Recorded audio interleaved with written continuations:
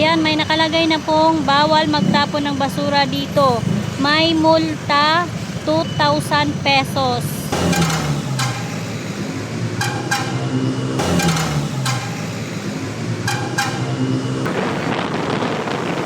Lahat ng viewers ng Rochelle Antigna vlog, please do subscribe and thank you for all your support. Toits, oh. Yeah, no?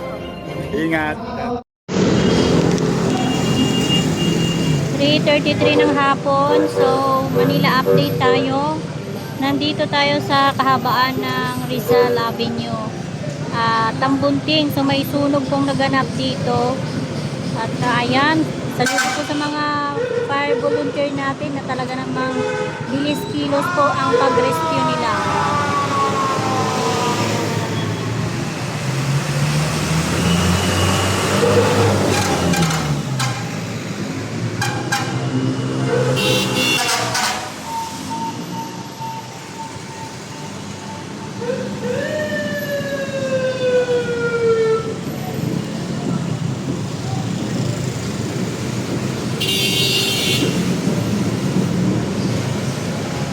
So, karating lang po natin. Uli na po yung mga ibang mga fire volunteer. And saludo po sa kanila dahil ang bilis nilang kumilos. Dito sa Tambunting, Barangay 374, Zone 38. So, yung iba nandito pa rin naman po at nandito rin po yung San Jose Nabutas Fire Volunteer. So, sinabi lang din ng ating kanina, kasamang vlogger na may sunog pong naganap dito sa Tambunting. And, pakita ko lang din po sa inyo, napakalinis na po ng kahabaan ng Rizal Avenue na kung saan may update din po tayo dito kung gaano kadami yung mga basura na iniwan ng dating doktora. Ayan. Na-rescue na po kaagad ang mga nasunugan.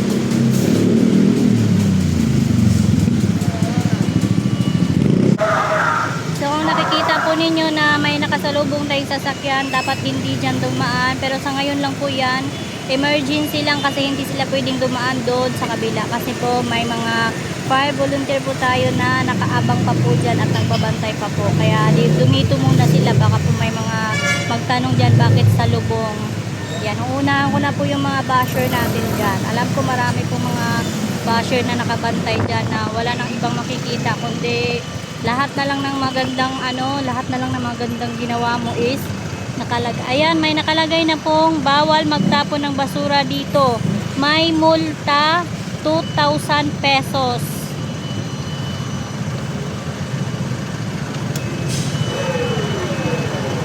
Ayan, maraming salamat sa ating mayor na talaga namang napakabilis-bilis. Kasi nung nag-update po tayo dyan, ang dami pong basura dyan, ang baw-baw. Sobrang dami ng basurang tinambak. So, yan. Dito tayo sa may Tambunting, Barangay 374. Pauwi na po yung mga mga fire volunteer. Patapos na po yung nila dito pag-rescue nila. So, hindi na natin naabutan. Kaya mag-ikot po tayo ngayon at mag-update tayo.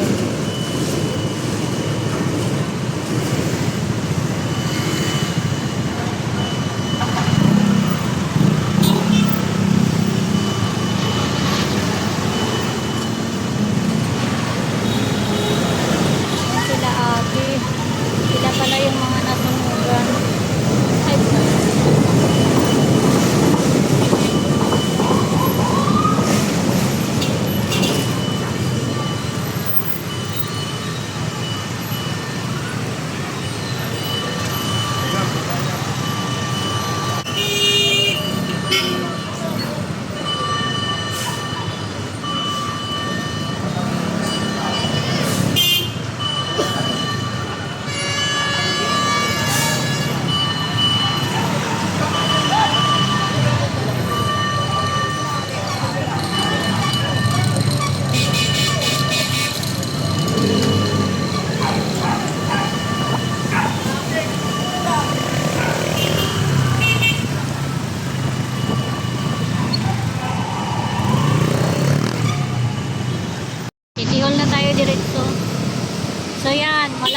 mga basura dito sa kahabaan ng Rizal Avenue. Napakalinis na po.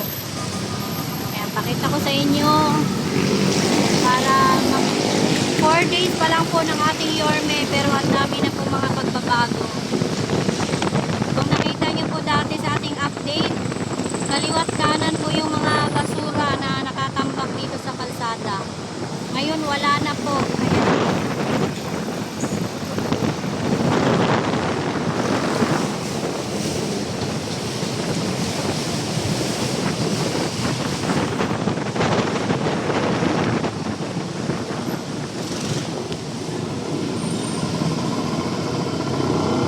Cavite Street, dito rin yung pinakamaraming basura na tinambak. Ngayon wala na po yung mga basura. Ayan, kaliwat kanan, wala na po mga basura. 4 days pa lang po ng ating Yorme. Pero grabe, dami niya nang nagawa agad.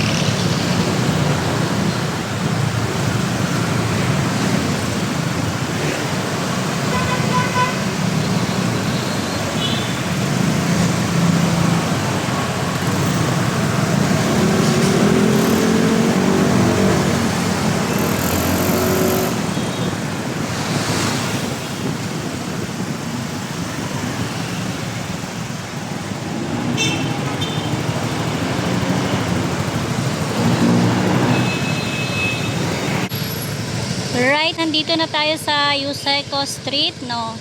Nakikita nyo po, wala na tayong mga nakitang tambak-tambak na basura. Yun, meron ako nakita dito mga disposable cup ng McDo. Ayan, dalawa. Dito tinapon sa Center Island. So, yung mga basura po ng mga tinambak, wala na. The best ang ating mayor.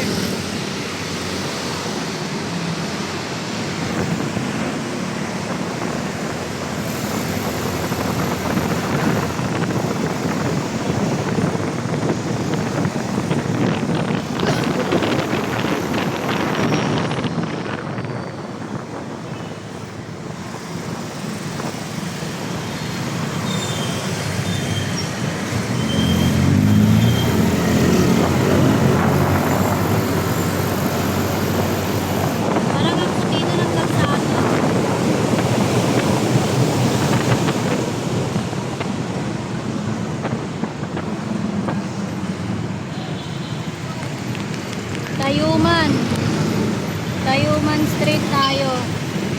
Ayan, i-renovate pala tong Jollibee dito sa may Tayuman.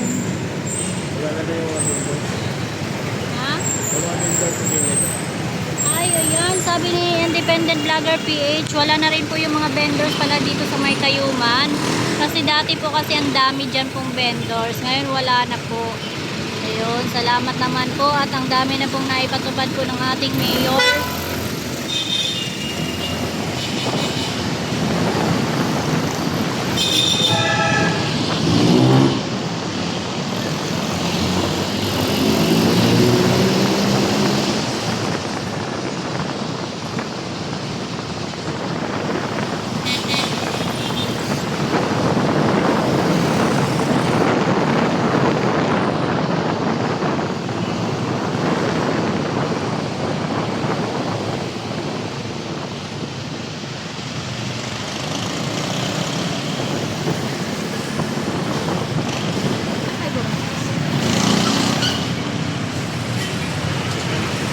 Okay, so dito ko na tatapusin ang aking Manila update. Thank you so much for watching.